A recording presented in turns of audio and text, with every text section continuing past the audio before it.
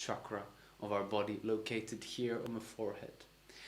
And there are certain symptoms and there are certain dangers that come with a ego that is inflated or an ego that is enlarged.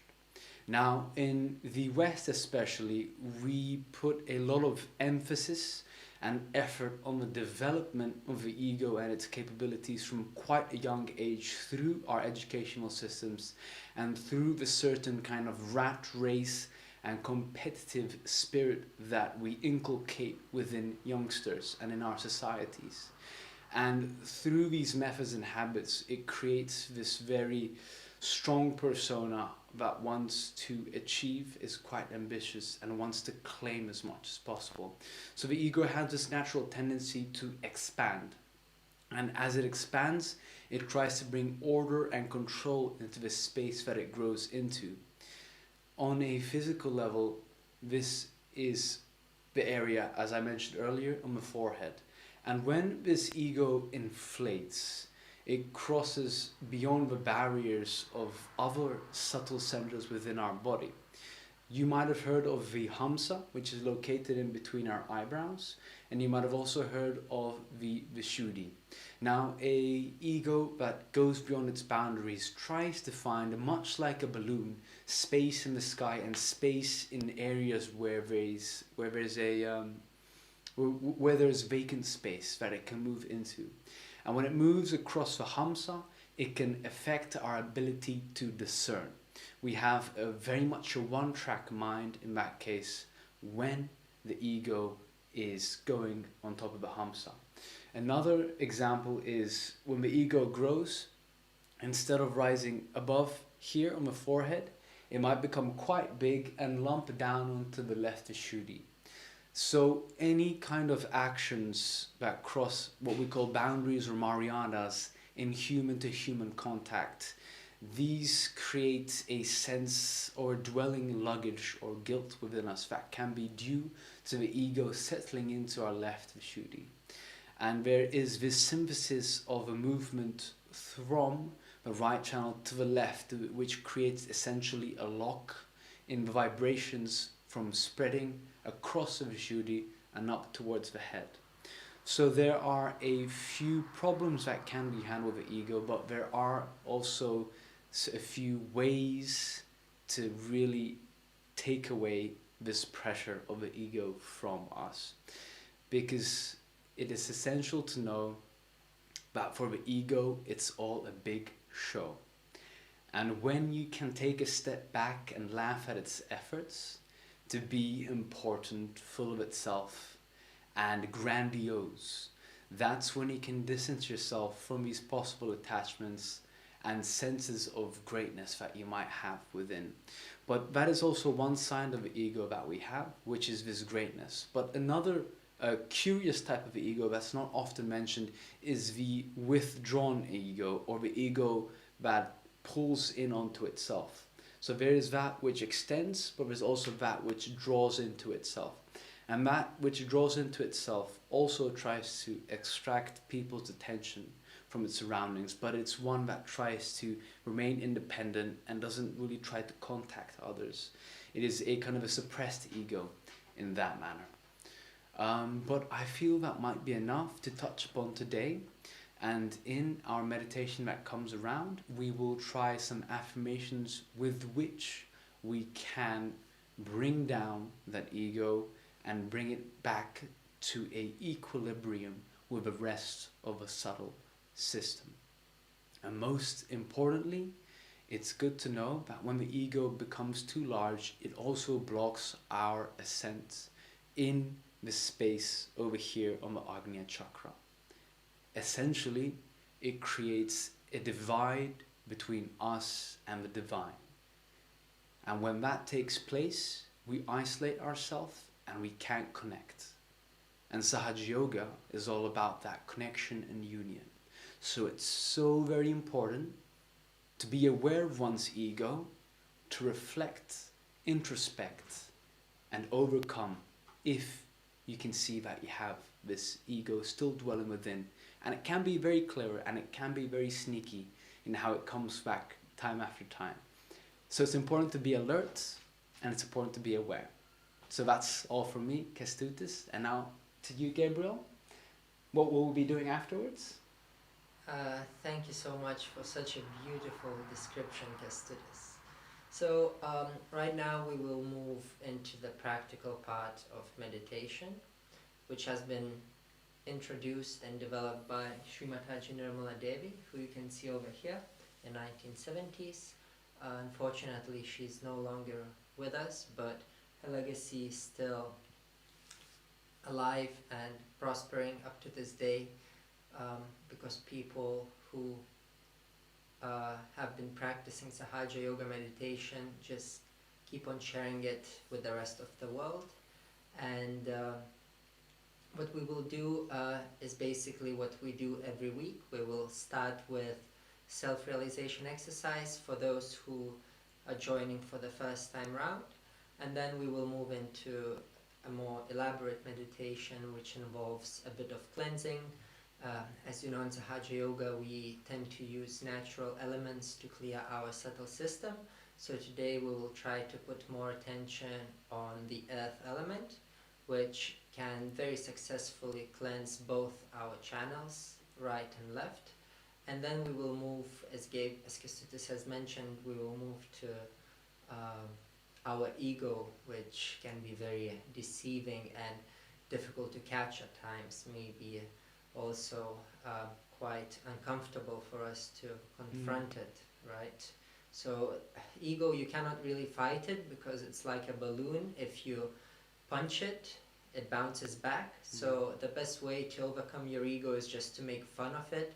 So if you find yourself being too serious or thinking of yourself too highly, the best thing to do is just laugh at yourself and not to take yourself too seriously. It's one of the most effective remedies for this matter.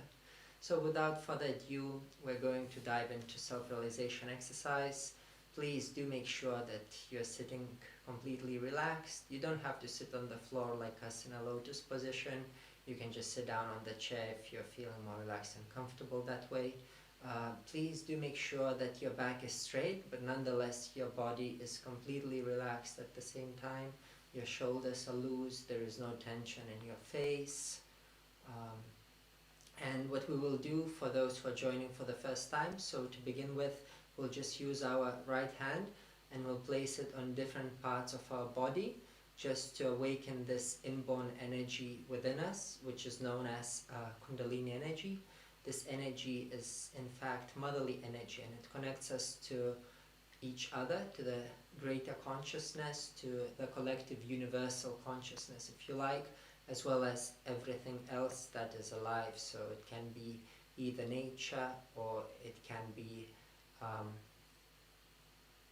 animals, let's say. You just, for instance, if you see an innocent puppy, immediately your heart opens up and the best comes out of you because of this connection of this living energy. So we'll awaken this energy, and then you can feel it for yourselves.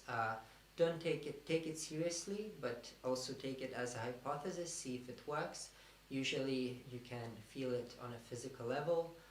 You might feel sensations on your palms as well as your fingertips, or even above your head or in different parts of your body. So that's proof for you that this meditation technique works nicely.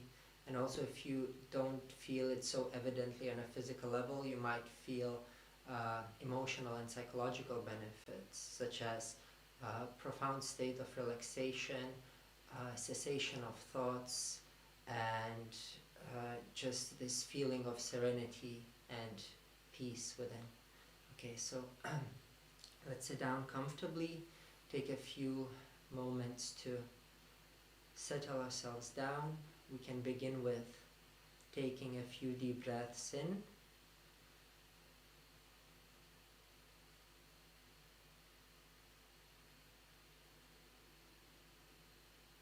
and slowly exhaling.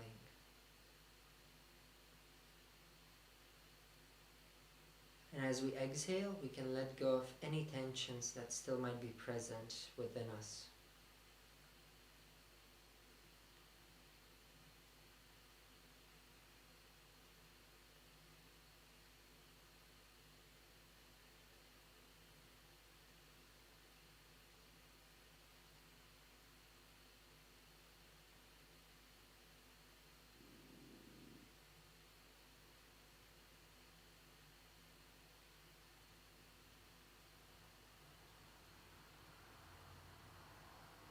us bring our right hand onto our heart.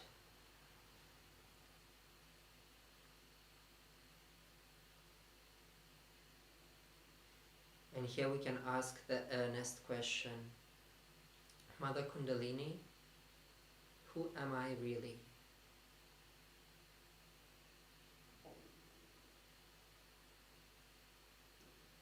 Mother Kundalini, who am I? Am I just this body, this mind, these emotions? Or am I something greater, something more profound?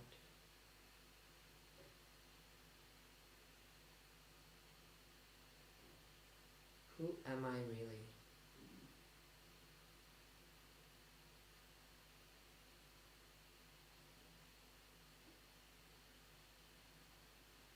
Let's bring our right hand down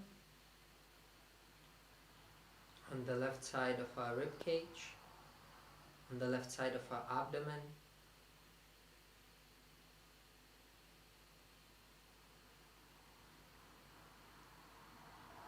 Let us ask, Mother Kundalini, am I my own teacher?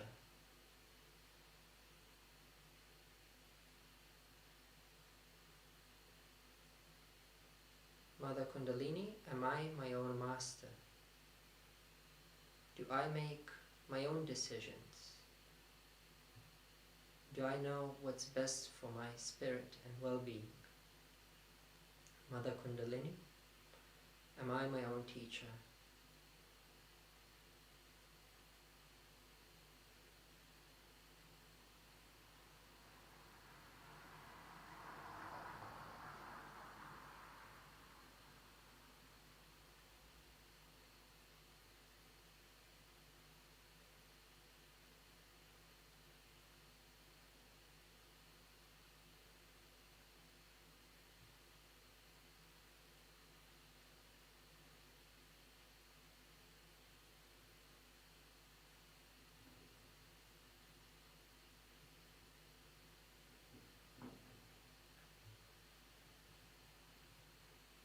Let us bring our hand down on the lower part of our stomach, on the left side. Here we can ask, Mother Kundalini, please grant me the pure knowledge about myself. Please awaken within me and allow me to know myself.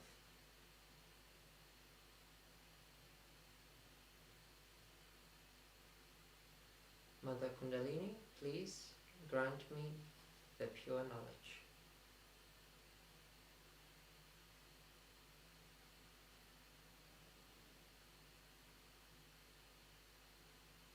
And bring our hand back up on the left side of our abdomen. And this time around we can affirm, Mother Kundalini, verily I am my own teacher. I am my own master.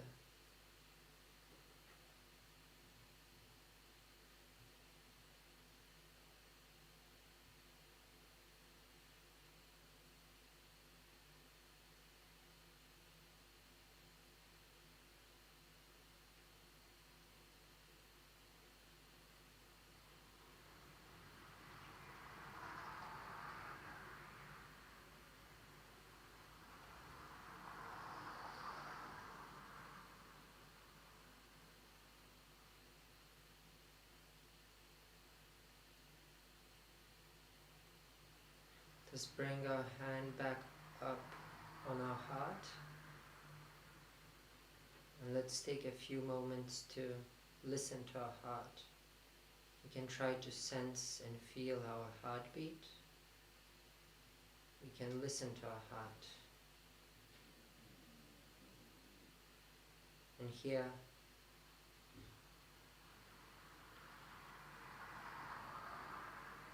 we can affirm, Mother Kundalini, verily I am the Spirit. I am the eternal Spirit.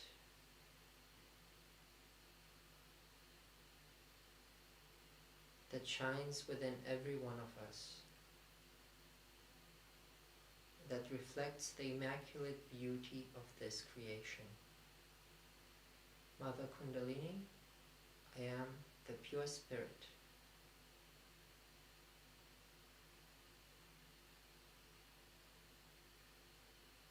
I am the light.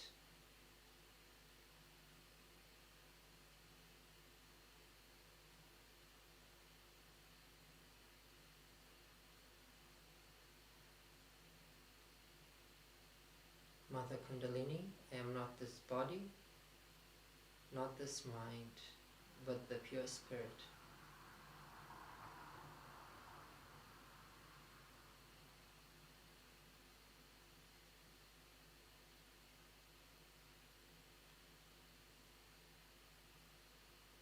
Let us bring our hand up on the left side of our neck, and we can slightly tilt our head to the right.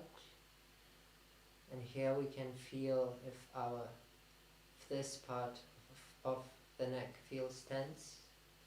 You can gently massage it so that it relaxes a bit more.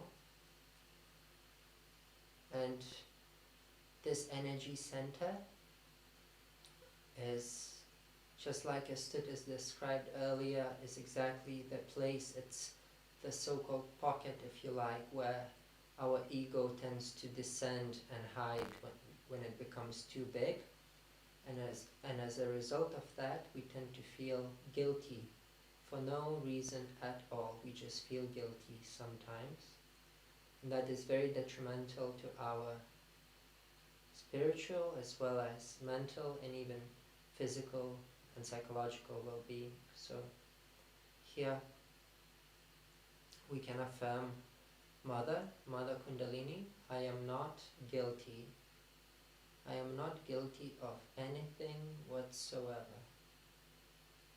How can I be guilty if I am the pure spirit? Let us repeat this affirmation 16 times.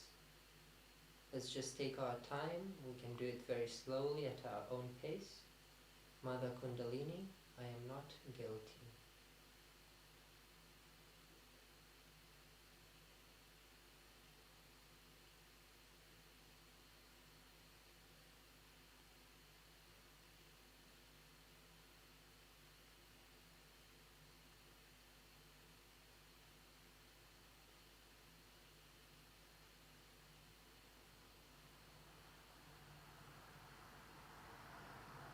I am not guilty. Not guilty.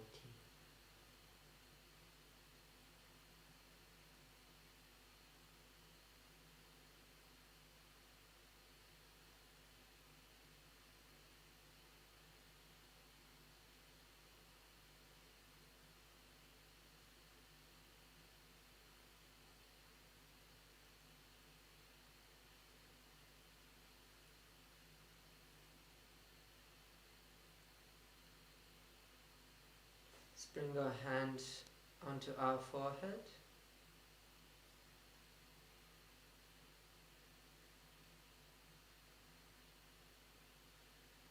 And this is where our ego is.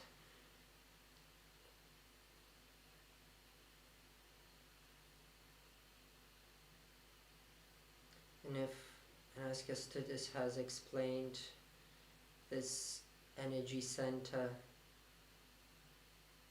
is in charge of all our mental activity, and if we become too mentally rigid, it might prevent us from seeing the broader, the greater picture, the reality.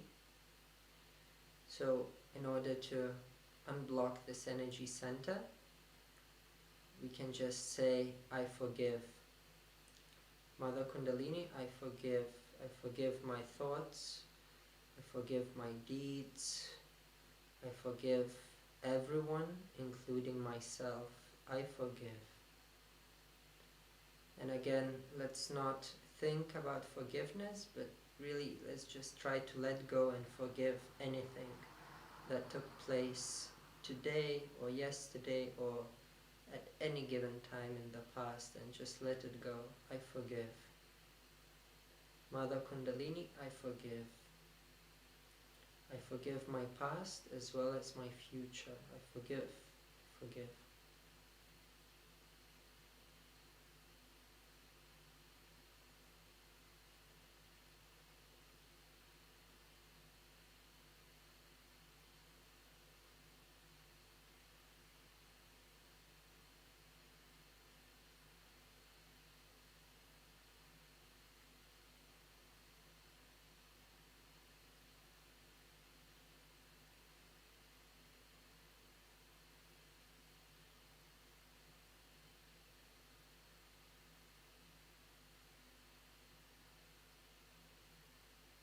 And bring our hand up on the last energy center. At this energy center, all the qualities come together. And here we can ask our motherly energy, Kundalini. Mother Kundalini, please grant me self-realization.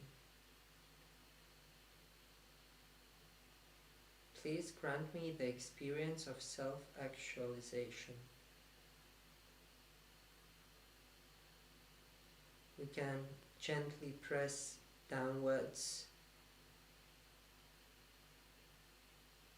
and we can rotate our scalp in the clockwise direction 7 times. So left, forward, right, very slowly. And again, we can just ask this motherly energy to manifest within us, to allow us to experience the higher consciousness.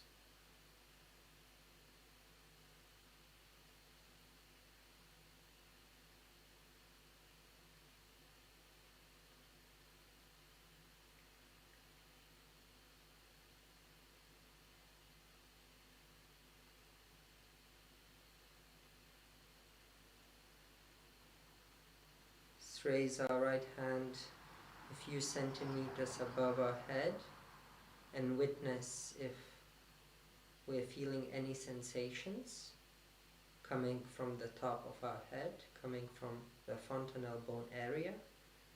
We can explore a little bit, so let's just move our hand around. We can move it upwards and to the sides, backwards, and just see what we might be feeling.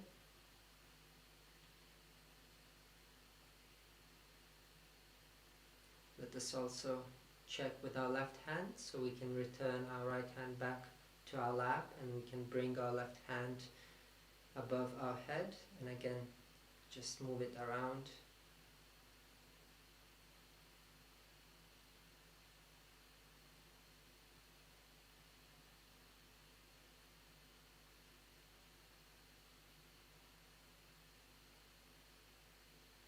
And we can fix our attention at this point where our hand is right now, and bring our hand back to our lap.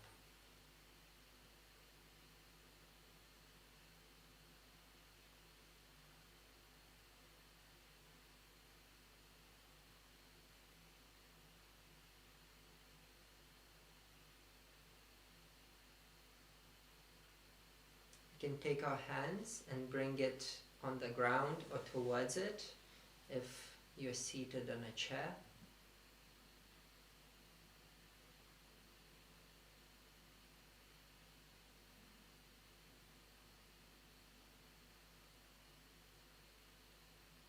And here we're going to address the earth element,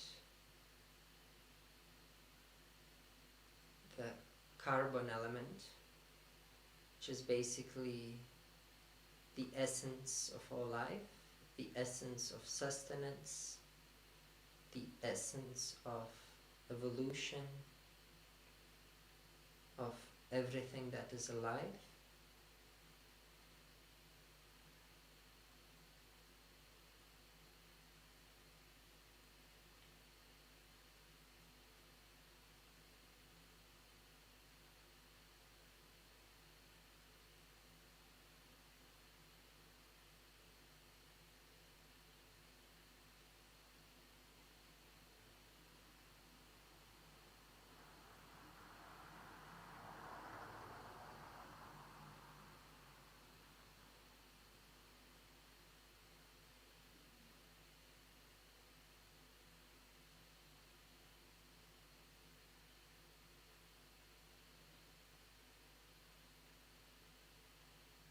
Mother Earth, please take away any residual energy that is still in our subtle system.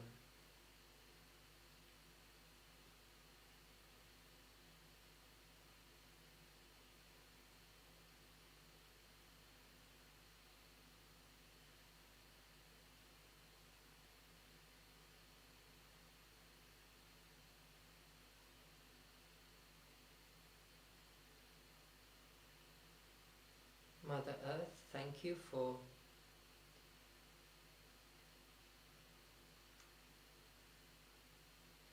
giving us all these beautiful creations of nature, and thank you for providing us not only with food but life forms in general, including ourselves. We might not be aware of it, but without Mother Earth, without Earth, we wouldn't be here. So we can very humbly try to express this gratitude to the Mother Earth, to this all-pervading element that holds us and binds us to who we truly are, that gives us groundedness.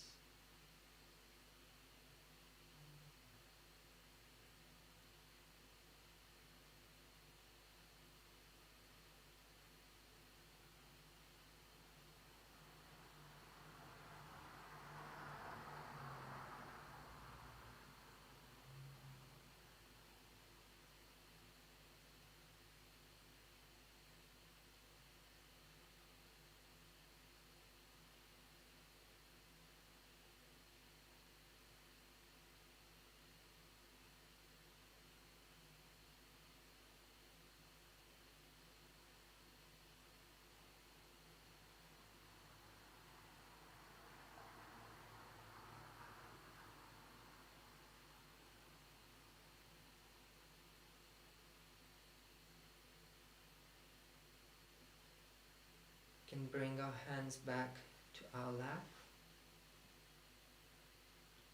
and we can take our left hand and bring it on the left side of our brain. On this hemisphere of our brain, our ego is located.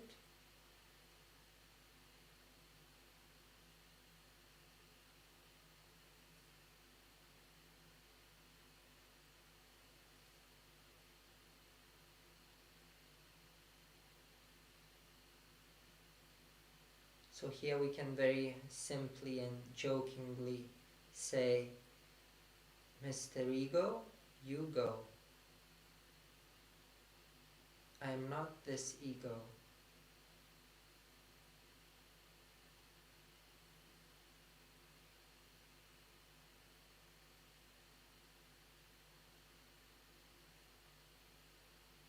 This ego is nothing but a myth. A big, big joke.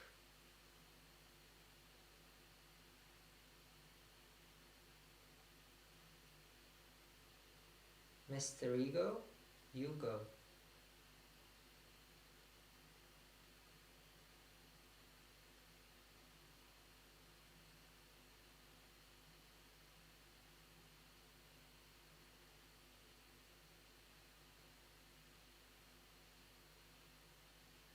Please pack up your suitcase and go.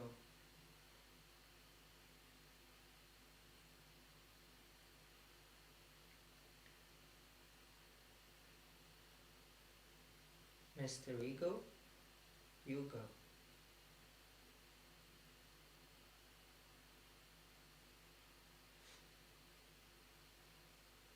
We can bring our left hand back to our lap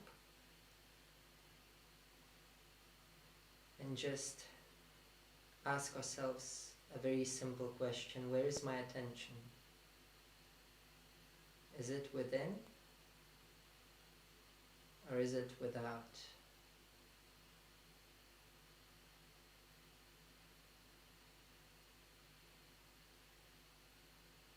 we feel that we are getting attacked by thoughts, we can just say, not this thought, and let it pass.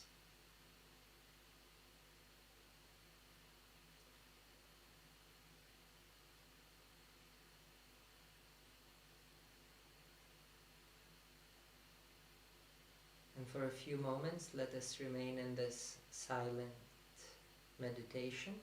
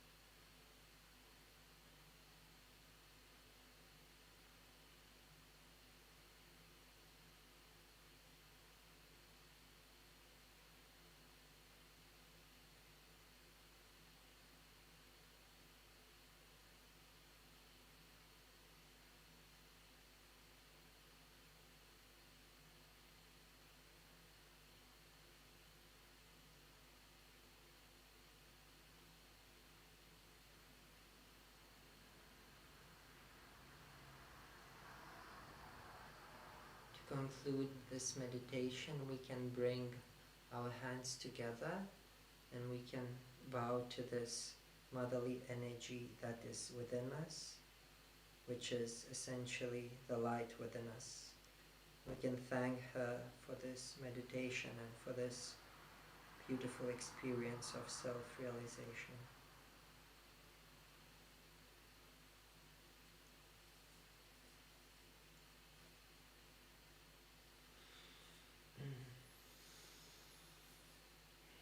So I think we still have some time. So what do you say, Kestida? Should we do a live Q&A session with our Instagram meditators? Yeah, for sure.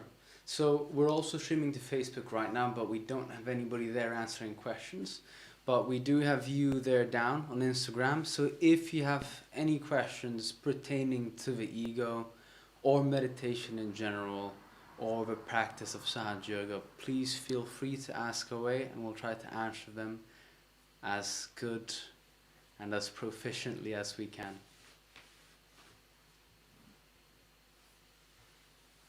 I think someone's asking a question, isn't it? Wait, can we see the questions? Yeah, you can. No, I think we'll see them there, no?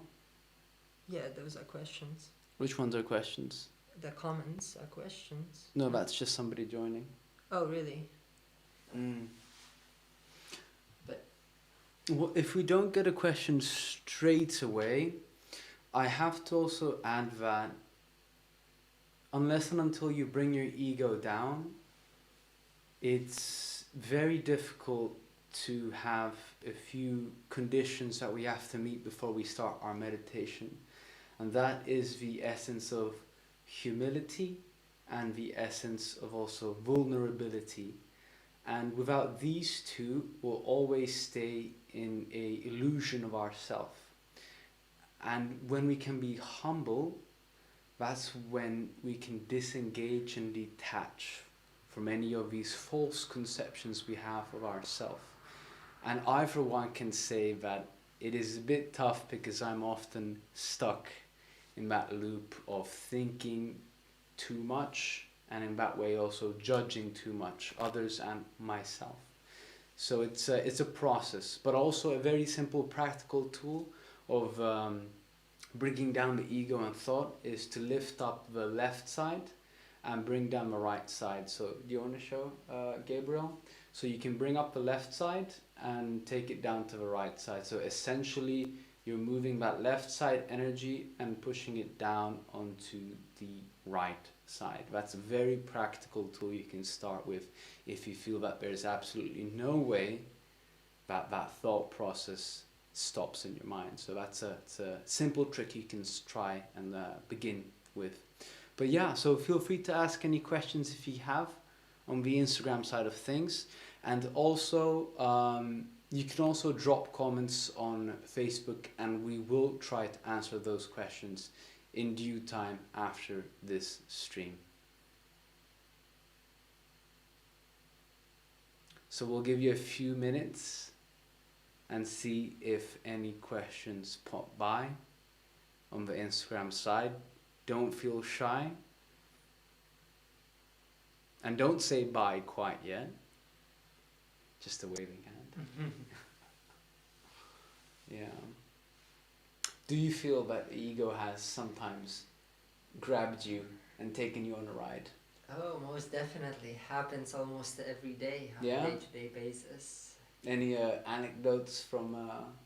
It's, I think it's about spotting the ego. That's the biggest challenge for all of us. You know, once you can see it, then you can begin to correct it. But if you still identify with it, then it can spin you for a great ride. Yeah. Ages and ages. There's one question. I'll quickly repeat it. How can you keep your attention on Sahasrara for a long time? That's a good one. That's a good one. That's, I think, one thing we all try to tackle on a daily basis. The simple answer is meditation. Sustained meditation. That's a simple answer. But keep your attention with Sahasrara requires a few things. What would you say, Kes? So yes, as you mentioned, meditation, Gabriel, but also lots and lots of introspection and making sure that you have a solid foundation of the base of your subtle system so that your attention doesn't fall down so easily. Because unless and until your chakras are fully clear and clean, the attention has a tendency to slip down the subtle system, down the chakras. So it's important to have that velocity and upwards energy moving up towards the Sahasrara. And that's only possible with sustained meditation. But that was a good question. Second question is, how often does one practice meditation? That's a straightforward one. So usually it's good to meditate twice a day, in the morning and before bed in the evening, but ultimately we would advise you to keep in the state of meditation throughout the day. So just make sure that you are in a meditative state as you're on a move, as you go. While you're on public transportation or you're at work, you can just take a few minutes to bring that attention inside, and just like that you can try being in a more meditative mood that's receptive and giving to others. There's a few more questions. Should we go through them? We still have time, right? Yeah. We also have a question from how can I be detached? Ooh. Yeah. How can I be detached? Attachment happens when we're very much engaged with our surroundings, and as I mentioned in the beginning, either people, objects, thoughts and ideas of ourselves. These can create attachments of different kinds, and it's the more we engage with these attachments, the more we kind of identify with them. And attachment is curious because there's a few ways to combat it, but attachment can lock our heart, but it also has to do with our Vishuddhi chakra. And the way to get that detachment is to build this sense of the witness state. It's called as Sakshi in Sanskrit, but it is an ability to see your surroundings and your day-to-day life as if it were a play. So in a way to not take it that seriously, to take everything with a certain step backwards, and in that way engage the world in a way that's, so you're not watching the world through a microscope, but you're able to take a step back and see the whole picture. And when you see the whole picture and how things connect, you don't identify with a minuscule small frame of what you think is right and true, but rather you see the totality of things. And when you see the totality and you feel the totality, that's how you can access the reality of a situation as well. But that also is with meditation, and also meditation that focuses on affirmations, on the heart, and on the Vishuddhi. Would you like to add anything else to that? I think it's a quite extensive answer, nothing to add. Okay, there's a few more.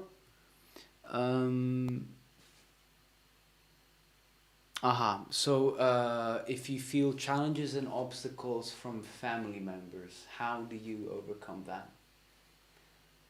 I suppose in the beginning it might seem like an insurmountable task. I've been there myself.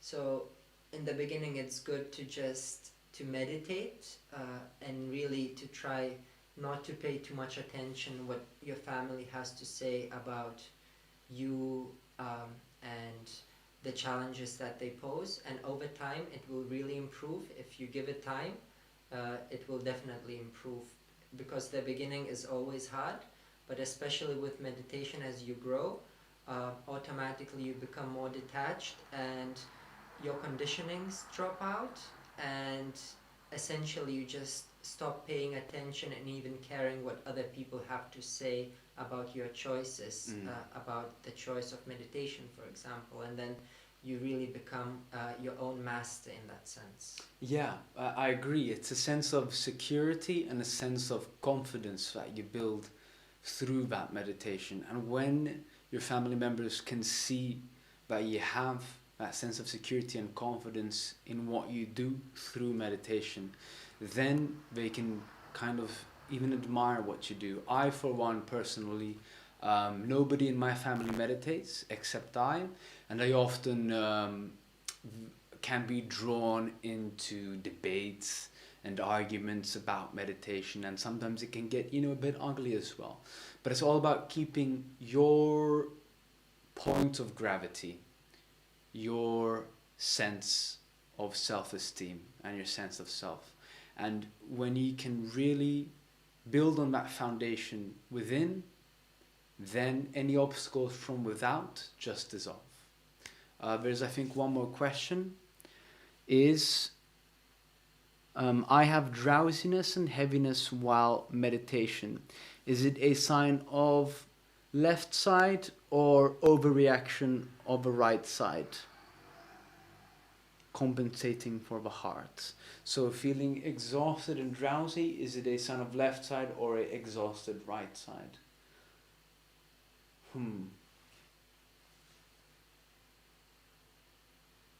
Well, there's definitely one way to check on a vibrational level. So if you bring your hands, depends on how sensitive you are in your body or in your hands, but I like to keep my hands in front of my chest. And when I do so, I say the affirmation, Mother Kundalini, please let me see my subtle system. And then there's two options. If your right side is overexhausted, you won't feel pretty much anything on your right hand. There might be a bit of heat, there might be a bit of coolness, but if it's completely exhausted, you will feel absolutely nothing on your right hand. And that will mean that your right side is exhausted, and in that case, work on the left, bring up the left, or work and bring up the right. Now, if it's a heaviness that is stemming from left-sidedness, then you'll definitely feel it on the left hand, and the left hand will have a weight, a heaviness, and a heat to it. And if you have these indications on your left hand, then left side, and there are ways to also counteract that imbalance on the left side, and you can find more on that on wemeditate.co. Kes, anything to add to that? Okay, I think that's... One more question? Oh no, there's still one more. Yeah, so one question is, where do I focus while meditating with my eyes closed? Can you repeat that question? I mean, it's phrased, where to focus while meditating means when we close our eyes. I think the question is, where do I keep my attention when I keep my eyes closed?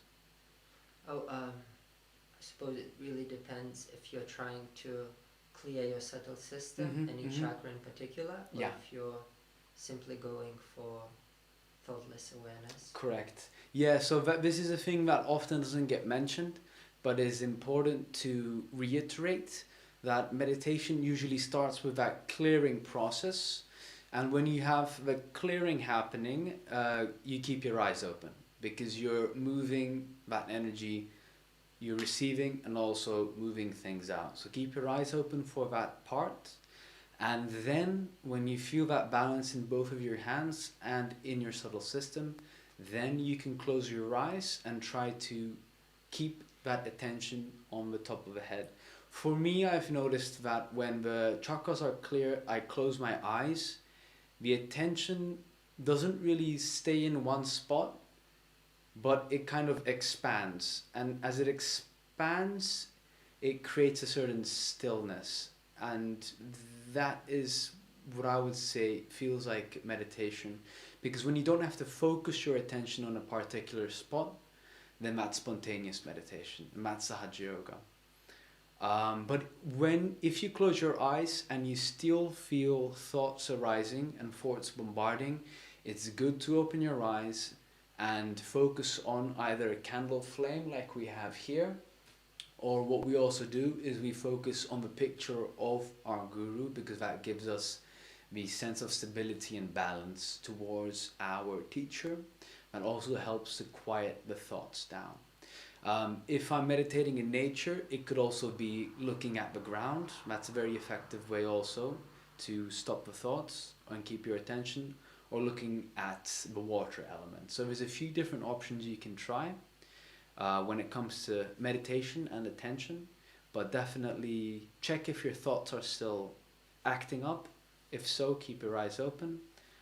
If you feel that balance, close your eyes and let that attention expand across the whole body. And then your Kundalini will absorb it and work it up towards the Sahasrara. You don't have to do anything. You don't have to force the attention to go to any specific point, only in the clearing process. And lastly,